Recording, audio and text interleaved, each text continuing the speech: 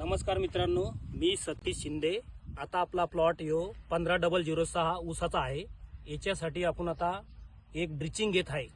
या प्लॉटची खासियत अशी, या प्लॉटला फुटवे निघत नाही। या प्लॉटची खासियत अशी आहे, हे बघा मर होत आहे, फुटवे निघत नाही। याच्यासाठी मी तुम्हाला पुढे आळवणी सांगत आहे। हे बघा मित्रांनो, या प्लॉटसाठी आपण आता आळवणी घेत आहे 1261 2 किलो। 1261 आपण 2 किलो घेत आहे।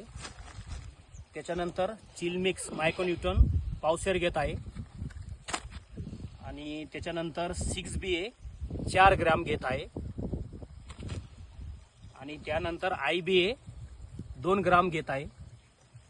त्याच्यानंतर आळईसाठी पोंगामरसाठी आपण हमला कीटकनाशक घेत आहे अर्धा लिटर 200 लिटर ड्रमसाठी।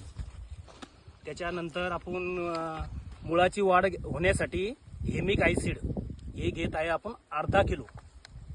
आणि आता याची कालवण्याची प्रक्रिया तुम्हाला मी सांगत आहे।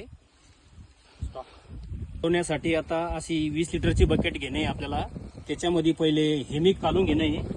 हेमिक कालवल्यानंतर 1261 आणि नंतर आपलं हेमिक 1261 हे बघा मित्रांनो 6BA हे आपल्याला एक तर सॉलंट मध्ये कालवणं आहे, नसता देशी दारू मध्ये। हे 6BA आहे आणि IBA 6BA सॉलंट मध्ये कालाचं आणि IBA बी सॉलंट मध्ये कालाचं। सॉलंट नसलं तर देशी दारू मध्ये कालाचं मित्रांनो। आणि असं संपूर्ण 200 लिटर बॅलर मध्ये कालून असं पंप घेऊन, हे बघा मित्रांनो, असा पंप घेऊन असं नोजल लावून सगळ्या झाडापाशी अशी ड्रिचिंग करायची याची। आणि पुढचा व्हिडिओ तुम्हाला मी 8 दिवसामध्ये याचा रिझल्ट काय आला तुम्हाला कळवतो मी।